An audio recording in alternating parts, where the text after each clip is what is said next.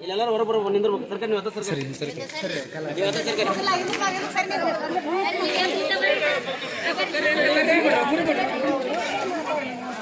ಅದನ್ನ ಒಂದ್ ದಿನಕ್ಕೆ ಮುರಿ ಬಿಡ್ಬಿಡ್ಲಿ.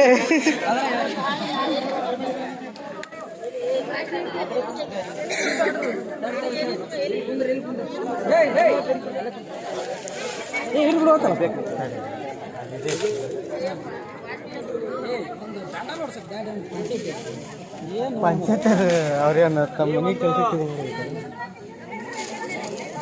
ಗ್ರಾಮದಲ್ಲಿ ಹಮ್ಮಿಕೊಂಡಿರ್ತಕ್ಕಂಥ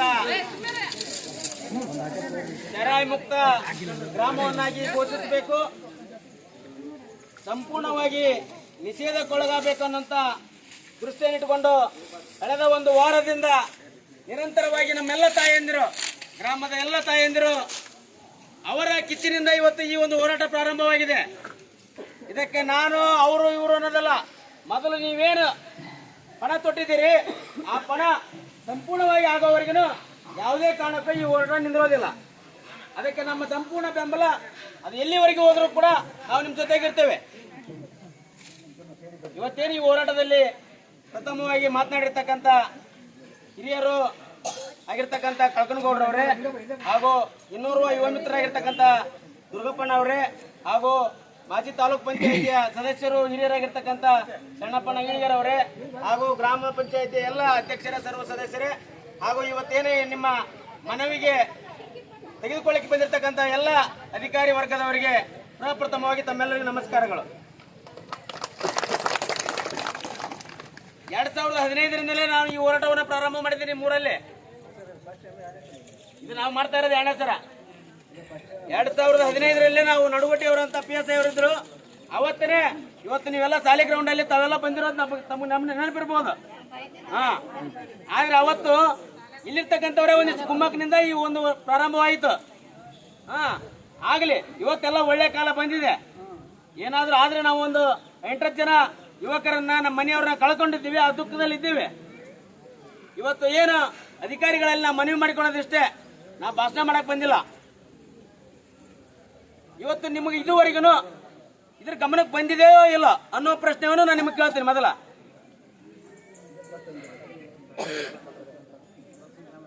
ನಿಮಗೆ ತುಮರಗುತ್ತಿ ಗ್ರಾಮದಲ್ಲಿ ಚರಾಯಿ ಮಾರಾಟ ನಿಂತಾರ ಅನ್ನೋದು ನಿಮ್ಮ ಗಮನದಲ್ಲಿ ಇದೆಯೋ ಇಲ್ಲೋ ಅನ್ನುವುದನ್ನ ನಾನು ನಿಮಗೆ ಕೇಳ್ತಾ ಇದ್ದೀನಿ. ಅಧಿಕಾರಿಗಳಿಗೆ ಇರ್ಲಿ, ಅವ್ರು ಹೇಳ್ಬೇಕು, ನೀವ್ ಯಾರು ಹೇಳ್ಬೇಡ್ರಿ. ನಾವು ಹೋರಾಟ ಮಾಡಕ್ಕಿಂತೀವಿ, ಎಲ್ಲವೂ ಬರ್ತಾವ ಇದರಲ್ಲಿ. ನಾವು 20 ವರ್ಷ ಹೋರಾಟ ಮಾಡಕ ನಿಂತೀವಿ. ನಿಮಗೆ ತುಮರಗುತ್ತಿ ಗ್ರಾಮದಲ್ಲಿ 25 ಕಡೆ ಚರಾಯಿ ಮಾಡ್ತಾರ ಅನ್ನುವಂತ ಮಾಹಿತಿ ಇವತ್ತೇನು ಮಾತಾಡಿದಾರಲ್ಲ, ಅದು ನಿಮ್ ಗಮನದಲ್ಲಿ ಇದೆಯೋ ಇಲ್ಲೋ ಅನ್ನೋಂಥದ್ದನ್ನ ನಿಮ್ಗೆ ಕೇಳ್ತಾ ಇದ್ದೀನಿ. ಯಾಕೆ ನೀವು ಕಣ್ಣು ಮುಚ್ಚ ಕೂತ್ಕೊಂಡ್ರಿ? ಯಾಕೆ ನಮ್ಮ ತಾಯಿ ಅಂದ್ರೆ ಬೀದಿ ಬರೋವರೆಗೆ ನಿಮ್ಗೆ ಹೃದಯ ಇರಲಿಲ್ವಾ? ನಿಮ್ಗೆ ಕಣ್ಣಿರ್ಲಿಲ್ವಾ? ನಿಮ್ಮ ಮನಸ್ಸಿರ್ಲಿಲ್ವಾ?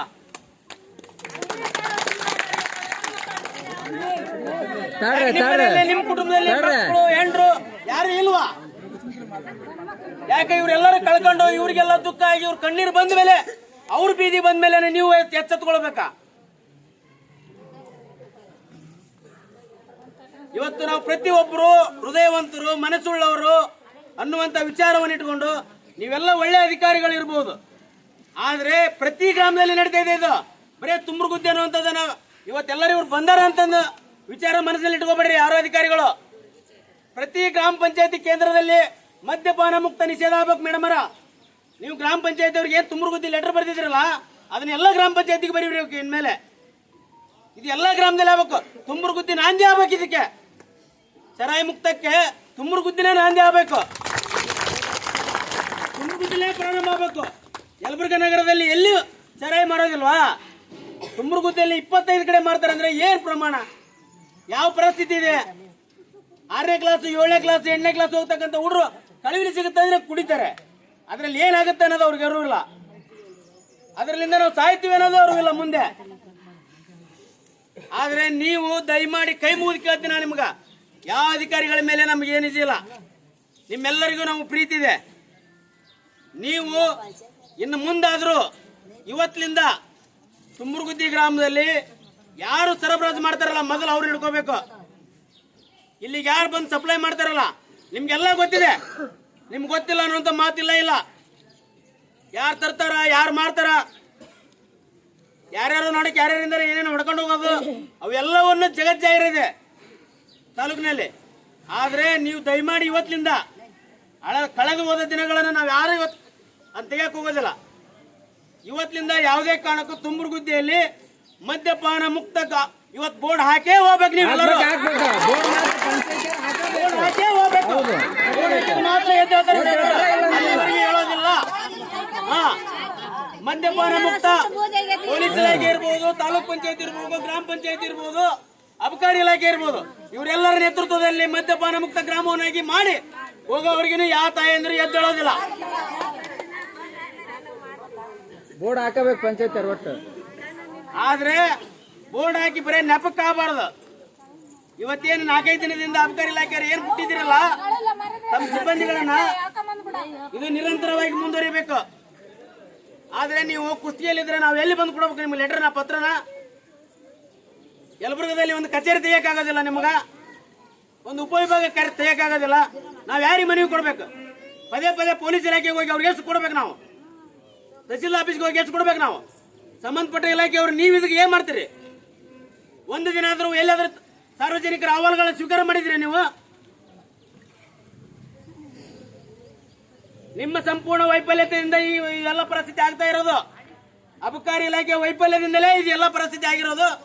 ದಯಮಾಡಿ ಇನ್ಮೆ ಎಚ್ಚೆತ್ತುಕೊಳ್ಳದೆ ಹೋದ್ರೆ ಮುಂದಿನ ದಿನಗಳಲ್ಲಿ ಆಗ್ತಕ್ಕಂಥ ಪರಿಣಾಮಕ್ಕೆ ನೀವೇ ಹೊಣೆಗಾರರು. ಕಾನೂನನ್ನ ಕೈ ತೆಗೆದುಕೊಂಡಿಲ್ಲ, ಇನ್ನು ಮುಂದೆ ಕಾನೂನನ್ನ ಕೈ ತೊಗೊಳ್ತೇವೆ. ನೀವು ಕ್ರಮ ಕೈಗೊಳ್ಳದೆ ಹೋದ್ರೆ ಕಾನೂನನ್ನು ನಾವು ತೆಗೆದುಕೊಳ್ತೇವೆ. ನೀವೇನ್ ಬೇಕಾದ್ರೂ ಮಾಡ್ಬೋದು ನಮ್ಮ ಮೇಲೆ. ತಯಾರಾಗಿ ಬಂದಿದ್ದೀವಿ ನಾವು. ಎಲ್ಲದಕ್ಕೂ ನೀವು ಜೈಲಿಗೆ ಕಳಿಸಿದ್ರು ನಾವು ತಯಾರಾಗಿ ಬಂದಿದ್ದೀವಿ. ಅದ್ರ ಬಗ್ಗೆ ಏನು ಅವ್ನು ಸಂಶಯ ಇಟ್ಕೊಳ್ಬೇಡ್ರಿ.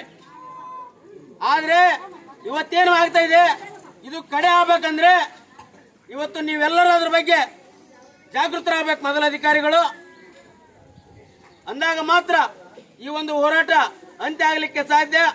ನೀವು ಯಾವತ್ತು ಮದ್ಯಪಾನ ಮುಕ್ತ ಗ್ರಾಮವನ್ನಾಗಿ ಘೋಷಣೆ ಮಾಡಿ ಬೋರ್ಡ್ ಹಾಕ್ತೀರಿ, ಅದನ್ನ ತಾವು ಲಿಖಿತವಾಗಿ ಬರೆದು ಕೊಡಬೇಕು. ಬರೀ ಹೇಳಿಕೆ ಕೇಳಿಕೆ ಆಗೋದಿಲ್ಲ ಇನ್ಮೇಲೆ. ಹಂಗಾಗಿ ಇವತ್ತೇನು ಈ ಹೋರಾಟದಲ್ಲಿ ಪಾಲ್ಗೊಂಡಿದ್ದೀರಿ, ಎಲ್ಲ ಗ್ರಾಮದ ಗುರು ಹಿರಿಯರಿರ್ಬೋದು, ಯುವ ಮಿತ್ರರಿರ್ಬೋದು, ತಾಯಂದ್ರಿ ಇರ್ಬೋದು, ಇವತ್ತು ನಮ್ಮ ಸಂಘಟನೆ ನಿಮ್ ಸಂಪೂರ್ಣವಾಗಿ ನಿಮಗೆ ಬೆಂಬಲವಾಗಿದೆ, ಮುಂದಿನೂ ಇರುತ್ತೆ. ಯಾವುದೇ ಕಾರಣಕ್ಕೂ ಯಾರ ಮುಲಾಜಿಗೂ ಒಳಗಾಗದೆ ಈ ಹೋರಾಟವನ್ನು ನಾವು ಮುಂದುವರಿಸ್ತೀವಿ. ದಯವಿಟ್ಟು ಎಲ್ಲ ಇಲಾಖೆ ಅಧಿಕಾರಿಗಳಿಗೆ ನಾನು ಇನ್ನೊಮ್ಮೆ ಮನವಿ ಮಾಡಿಕೊಳ್ತೇನೆ, ಇದನ್ನ ನೀವು ಯಾವಾಗ ಚೆರಾಯಿ ಮುಕ್ತ ಗ್ರಾಮವನ್ನಾಗಿ ಮಾಡ್ತೀರಿ ಅನ್ನುವುದನ್ನ ಇವತ್ತು ಲಿಖಿತ ರೂಪದಲ್ಲಿ ಬರೆದು ಕೊಡಬೇಕು. ಸಂಬಂಧಪಟ್ಟ ಇಲಾಖೆ ಅಧಿಕಾರಿಗಳು ಜಾಗೃತರಾಗಬೇಕು. ಇವತ್ತೇನು ಮಾನ್ಯ ಪೊಲೀಸ್ ಮಾನ್ಯ ಸಿಪಿಐ ಸಾಹೇಬರಲ್ಲಿ ವಿನಂತಿ ಮಾಡಿಕೊಳ್ತೇನೆ, ನೀವೇನು ಬೀಟ್ಗೆ ಹಾಕಿರ್ತಕ್ಕಂಥ ಪೊಲೀಸರನ್ನ ಅವರು ಸರಿಯಾಗಿ ಬೀಟ್ ಮಾಡ್ತಾ ಇರಲಿಲ್ಲ ಅನ್ನೋದು ತಾವು ಅನ್ನ ಕ್ರಮ ತೆಗೆದುಕೊಳ್ಬೇಕು. ಯಾಕಂದ್ರೆ ಎಂದೋ ಒಂದಿನ ಬಂದು ಒಂದ್ ಬದಿಯಾಗಿ ನಿಂತ್ಕೊಂಡು ಫೋಟೋ ತೆಗೆದುಕೊಂಡು ಹೋಗ್ತಕ್ಕಂಥದ್ದು ನಾವು ಸರ್ವೇ ಸಾಮಾನ್ಯ ನೋಡಿದ್ದೀನಿ, ಬೀಟಿ ಬರ್ತಕ್ಕಂಥ ಪೊಲೀಸ್ ಅಧಿಕಾರಿಗಳು. ಆದ್ರೆ ಇವತ್ತು ಇಲ್ಲೆಲ್ಲ ನಡೀತಕ್ಕಂಥ ಘಟನೆಗಳಿಗೆ ನಾವು ಆದ್ಮೇಲೆ ಪರಿಹಾರ ಹುಡುಕ್ತೀವಿ ಅಂದ್ರೆ ಸಾಲದು. ದಯಮಾಡಿ ನಿಮ್ ಕೈ ಮುಗಿದು ಕೇಳ್ತೀವಿ, ಇವರೆಲ್ಲರ ತಾಯಂದಿರ ಕಣ್ಣೀರಿನ ಚಾಪ